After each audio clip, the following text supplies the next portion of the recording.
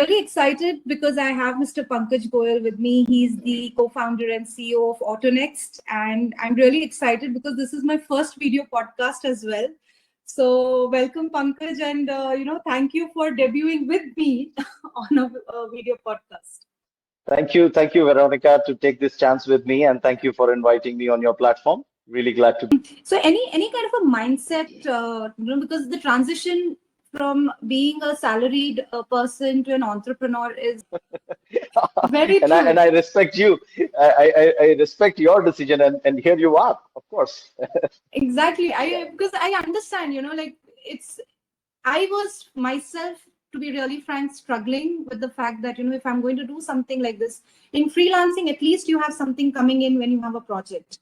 But now what I'm doing, I might get something, I might not, is a different scenario altogether. So I'm like, oh my God, this first mindset, fighting my own mindset is the challenge that, I need to come out of this and say that, it's all right. You need to enjoy what you're doing. But yes, I can do it because I have a backup from my husband. So he's managing the rest of it. But there are people who really plan everything like you did, right? You planned everything, you had around, Excel sheets and everything to manage out. It's a very interesting point where you talking about you being a homemaker and then you had a backup. So my better half, my wife, has been a homemaker all her life. And she comes from a business class family, and there is no orientation of job, Correct. So you don't work. So she would completely understand what you want and what you're going through. In her family. Hello, I get a video freeze. Is it okay? Yeah, that's fine. So in my planning, one of the elements that was there, I felt, and I've been telling my wife, when I was vice president for €500 million business, I was handling a lot of distributors. I was responsible for sales, etc. And I was meeting a lot of business people, and I was, trying to analyze how they are expect from this workforce that is going to be there in India. It's enormous potential. That is true. And, you see many pass outs now, irrespective of whether they come from prestigious universities or, they really want to do something of their own. Like example itself is AutoNxt, I would say, because I've spoken with Kaustubh and, he told me his journey where he started, assembling or making pieces from the bedroom to going out and figuring out, to get an assembly line to build the first prototype of AutoNxt. So, this is what next I wanted to talk to you about is, how did you get in touch with AutoNxt? Was it something because you've already worked with Maruti and Devu, like you said? So these are all cars, commercial cars. Now this is EV tractors, which is one of a kind, I would say, in India. So how did you come in contact with, Kaustubh and basically AutoNxt and, got into it?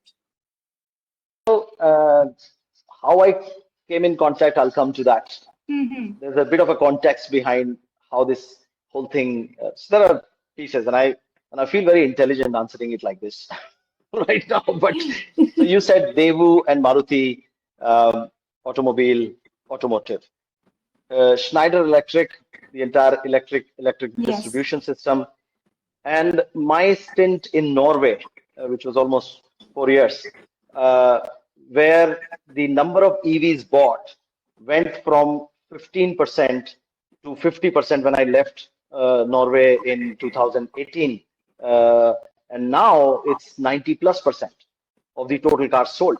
So you can imagine that Norway has really shown the world how EVs can be better than the ICE engine entire system. And there I was doing the EV charging infrastructure. So with 77% of the market share at that point of time for my two brands, I was, my team and me, we were there in almost every project of Norway. There was EV charging infrastructure being set up in airports, in malls, in residential housing, everywhere. And so the EV orientation came from there. I fell in love with the whole concept of EV, and I kind of Schneider gave a very nice message, and I used to feel very nice that we are working for a sustainable future because it was better efficient systems. So we will need less energy, we will burn less CO2, and then make the planet sustainable. So I fell in love with that whole concept, and EV was really an extension to that. So one was that element. So I feel I'm doing social service. So EV is like that. In terms of my competency, it was building around that. I had already been in automotive. Electric was another, angle. I had Right. been in production. I had been in, strategy, sales. I had done built R&D center. So in terms of my competency to take this, I felt I was ready as an entrepreneur, not needing a lot of people, experts in each of the area where we don't have funds initially, and we were ready to do it. So that was one part. Then when I finished building the school, and I was always in the mind that I don't have to run it. So I was handing it over to my homemaker wife, 6 months of hands-on with her. And one day I just said, I'm gonna, it's for you guys. And that was when I had discussed with my mentor, Mr. I.V. Rao, ex R&D executive director of R&D and many other departments of Maruti Udyog, who hired me in Maruti back in '99 from Devu Motors. And I was talking to him. I was telling sir, school bana diya. I built the school. Now, I'm looking for something. I don't want a job. I want to get into more entrepreneurial, doing something of my own. And he has been a mentor to many of these startups. And AutoNxt happened to be one Okay. where he was a mentor. And he said, tractor ke bare mein jante ho? Do you know about tractors? I said, sir, how much I know. But then the whole story started, and I connected with Kaustubh and Swadeep, and yeah, and then here we are. I felt two-wheeler EV was a red ocean already. Three-wheeler EV was also, a lot of people were there. Uh, my own four-wheeler EV was too big a capital, deep pocket game. Tractor is not that capital heavy to start with. Okay. So these commercially, technically, and the environment, my own desire of doing something for green, sustainable planet. I think all of these fitted together, which is where I say I feel very intelligent answering this.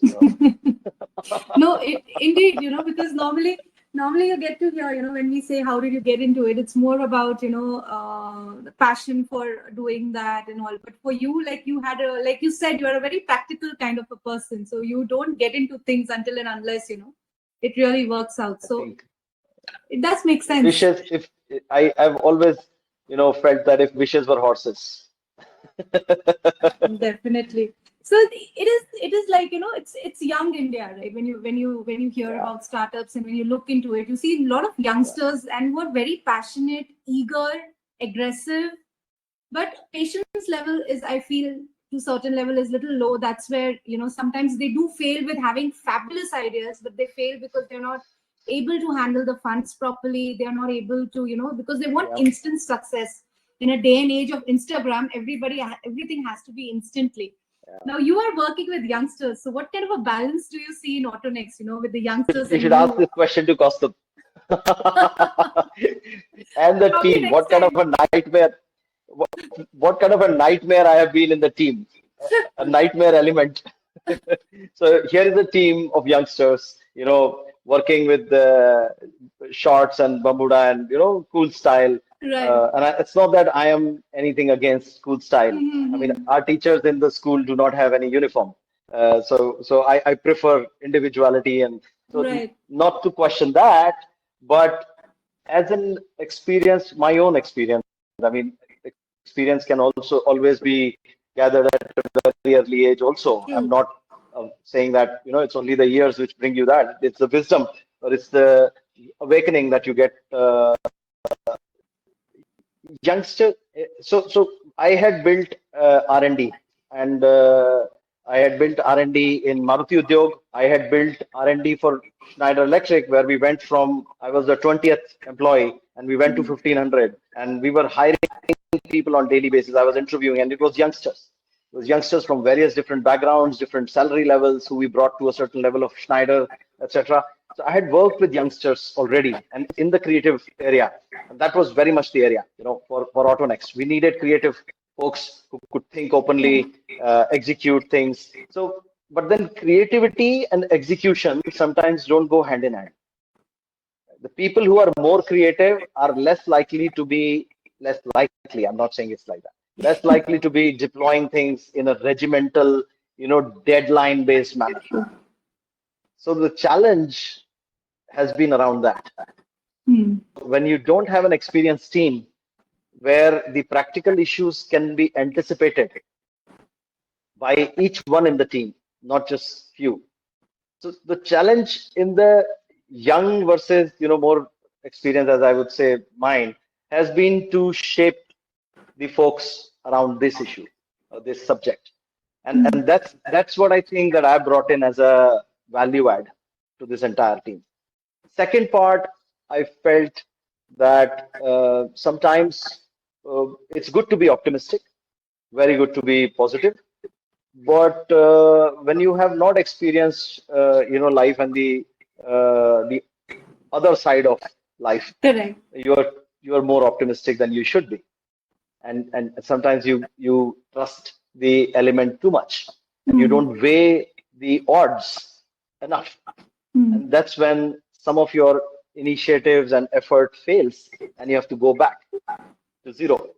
Right. And with my exposure with R&D, so I was on this side of product evolution. So I did R&D for a good number of years, and then I was in sales and marketing, and I was managing these people who were using the product of R&D, or wanting something. So and the impact of each of the functions in terms of commercial, how much margin it is fetching me, how quickly can I do it, how quickly it is required in the market. So there are many dimensions which get added just to technical, Right. commercial, time, viability, much beyond the concept. So I think my role was cut out very clearly when I came into the team, and I simply worked on that. As I say, my team, sometimes I can be a nightmare, because then I'm very demanding, and I Mhm. have things which are, the creative people fail to understand, and sometimes the execution people fail to understand on the creative side. So yeah, that's how I feel that I think, and maybe Kostov can answer that better than me. Maybe I'll get him next time, and I'll put this question first to him, and we can compare. So But you know, in fact, in my school also, my partner has been my brother-in-law, and even he is like 12 odd years, 11 years younger than me. So even hmm, there, my partner, and both places I felt that I had to do the other role hmm. where the person would say, "Ye kya hai? He's like, you know, what is he doing?" But I truly feel you need that one person like that. Electric tractor. So this is one next question for me. I wanted to ask you is how did you build the market in the sense. I'm pretty sure you did the analysis, whether this product will work or not before getting into it. But how do you see it then when you did your analysis and now that the product is there? Like, what differences have you seen?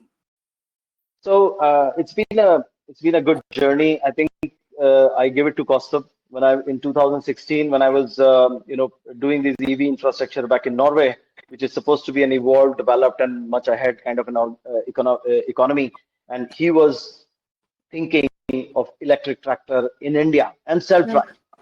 I have to give it to him. I mean, you have to give it to him. So it's been a great vision from him. Right. Now he developed good understanding. He has been very close to the farmer and his maternal side. They've been in the farming and that industry, so he's been pretty close to that. He understood what are the needs, what are the pains, and he programmed it very nicely.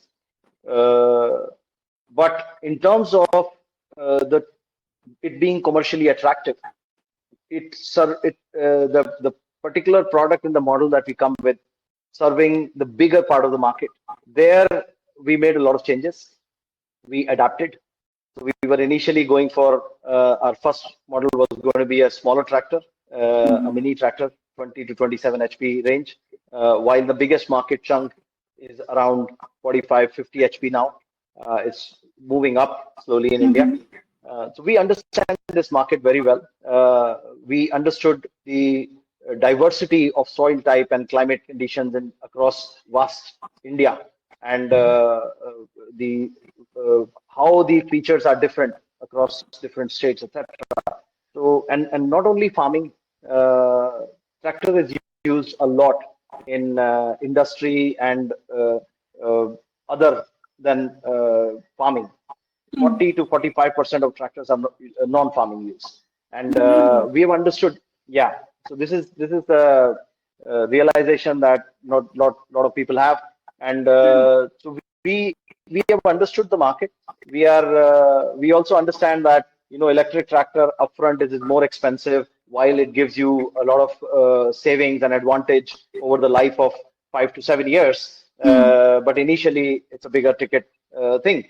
So you also need to go to people who are able to think 5 7 years, not to people who are thinking 3 years. Correct. So your customer profiling, all that has to be done. You have to go to people who understand these economics. And I interacted with a lot of farmers for the first time that closely, because I've always been a city boy, so to say. Right. I was mesmerized and surprised how intelligent and how entrepreneurial and how commercially awake and knowledgeable. Yeah. So I built a school and my school is in the farm area, and I interacted with a lot of the farmers for the first time, so closely. And I've like been a bit of a city boy, and I was very surprised and pleasantly amazed that how entrepreneurial, how intelligent, and how commercially aware uh, and financially prudent these people are. I never thought of them like that. I did not have that respect for the farmers and this community. So people are very aware of the issue. So we believe that the electric tractor, which is giving them a huge amount of saving, is going to be really catchy. So you have to have a minimum hours of usage to be justifying this higher investment upfront, which is a little bit today. And then with the dropping prices of battery, I'm sure we'll be able to, and with the subsidy, we'll be able to match or just an increment. We will be able to give them a very superior product, which will give them enormous productivity for farming, which they need so desperately. Right. Uh, Right. So how do you see the agricultural sector evolving? Like you said, there are you are aiming at consumers who are looking for a 7 year, where they see the product working for 7 years for them rather than a five to short seven term. years. So somebody who is more into long term investment, basically, when it comes to their business. So do you see there is actually there is a shift in terms of accepting as well as adapting to the new technology, because self-driven tractors are more technologically driven, so you need to educate them as well. Do you see that open mindedness in terms of the different agricultural sectors that India Yeah. has? So as far as the self-drive is concerned, we are Mhm. looking at more the high-cost countries and economies in mind, Right. not India on the first stage, although we believe that we'll be able to bring it at such a price that it'll make sense for Indian users as Hmm. well. But then for India, we are primarily targeting EV, which itself, with the diesel versus electric saving, Correct. there is a huge potential. And when I said long term, it is not that long term. Once the subsidies come in and bit of the battery prices now dropping, uh, it'll start to make sense to a regular ICE tractor buyer Mhm. also. In terms of the readiness for this community, so the mindset of the people is that they don't want to take too much risk, because the financial risk appetite is low. So they want something proven. So the way to give them that experience, the marketing has to be different. It has to be an experiential marketing, which is what we are adopting. In terms of already having the awareness around EV, yes, when we go to these farmers, a lot of them are already having electric two-wheelers, Right. or many of them had Tata Nexon. Tata has done a brilliant job in terms of bringing the EVs. So the Tata models, people are getting aware of the TCO, the total cost of ownership. So even if you are ending up shelling out a little more at the initial stage, you can always recover it in the each monthly EMI itself. You can recover more in monthly EMI. So and tractors, huge percentage of, I mean, majority of those are bought with financial, program with the loan, etc. So the saving of diesel itself allows to pay for that additional EMI and still save more money from very early stage itself.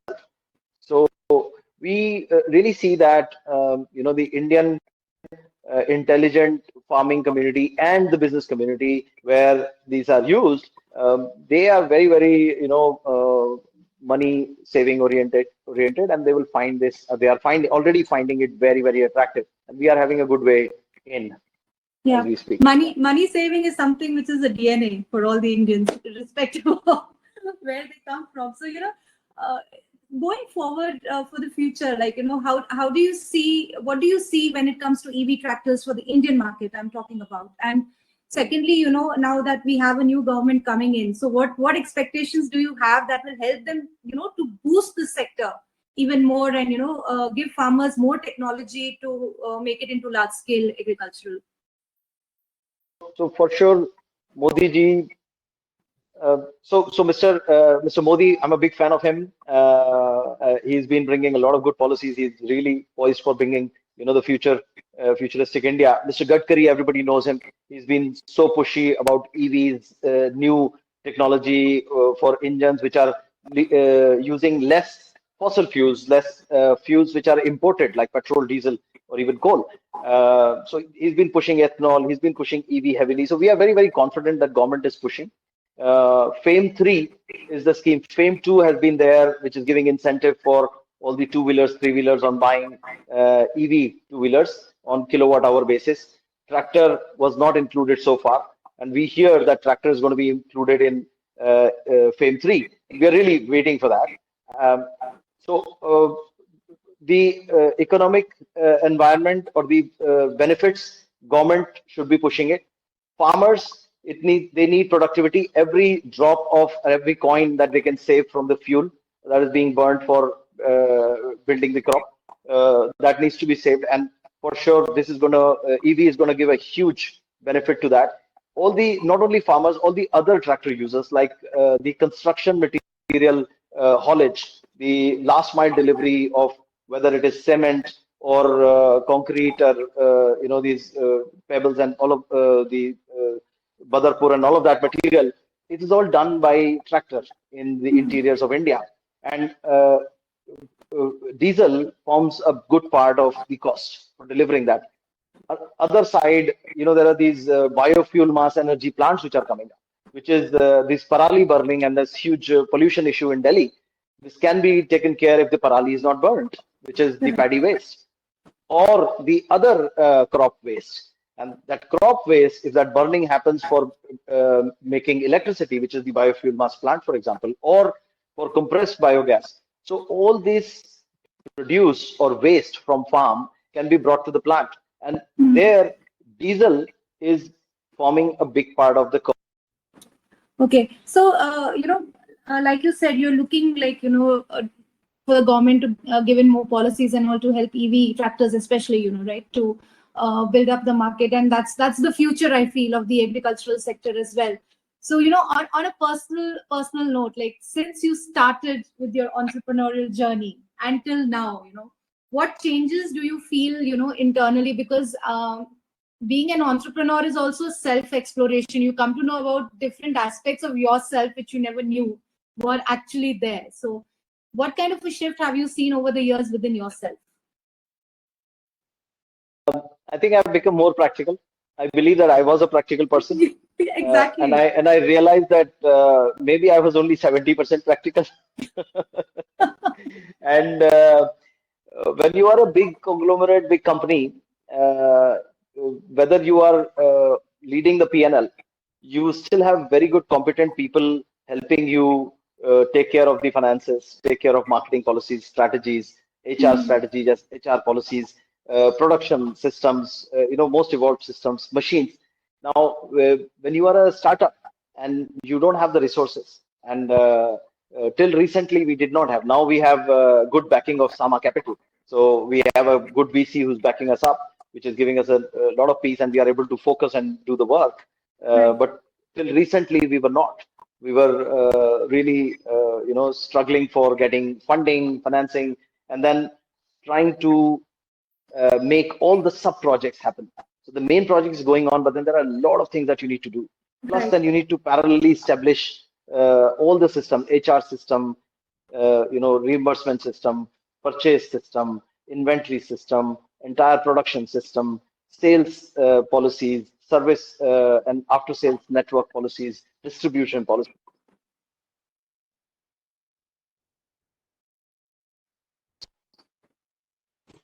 All of this, when you do it yourself, with not as much the professional help available to you, this teaches you a lot. It is a huge learning. I mean, I came out of my, so to say, very evolved corporate jobs after 28 years of working. But in last 4 years, what I have learned or revised all the learning of these years, it's been a rapid fire course, so to say, Right. or revision. So you have to stretch yourself, and it changes you individually. You have to be a resilient person. You have to be patient as well. Not everything gets done like this, like in a big system Correct. where everything is.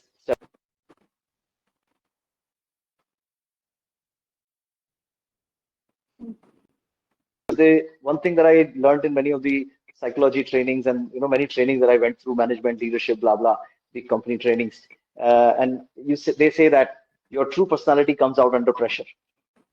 So then, when you are under pressure constantly, then your true Right. personality is there all the time. Then you have to adapt your true personality, and you really have to change yourself to be So what is likable and to be working with people. Pankaj? What is your true personality?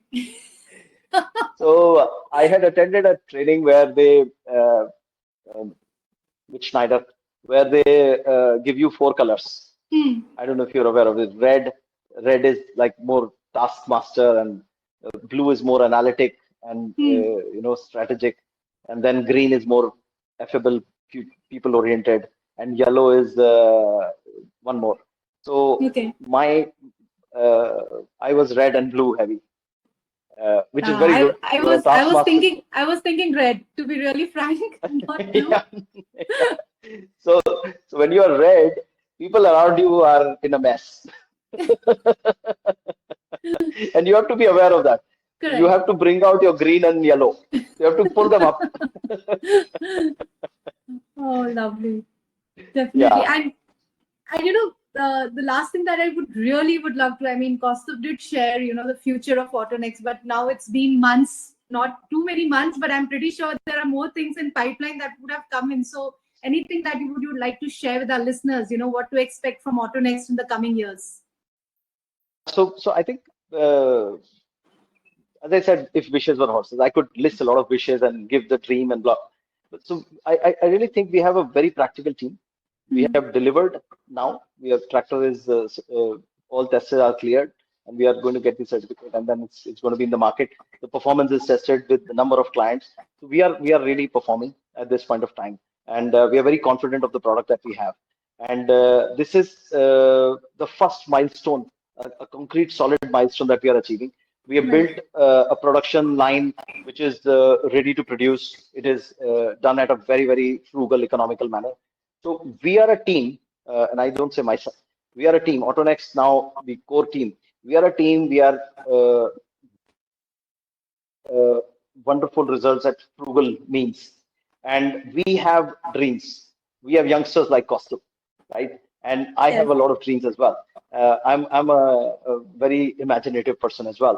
So both of us, we have a lot of ideas in terms of our core technology, which is uh, high torque electric powertrain and off-road automation. With these Yes. two as the core of our company, we have tractor is our first deployment, and Hmm. in tractor 45 HP now we are experimenting with 60 HP. Soon that would be made available, and smaller one. So tractor range on EV, that is clearly one, which is targeted for industrial purpose, targeted for farming in different parts of the country. So that is a given. It's coming.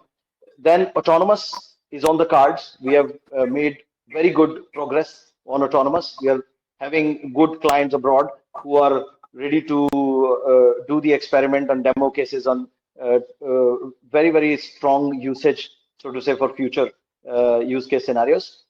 So autonomous is building, and I think very soon we'll be having that. Then we have the desire to go into different segments and build ourselves as the segment leader. So look at us from customers' point of view, user point of view, rather than product pushing point of view.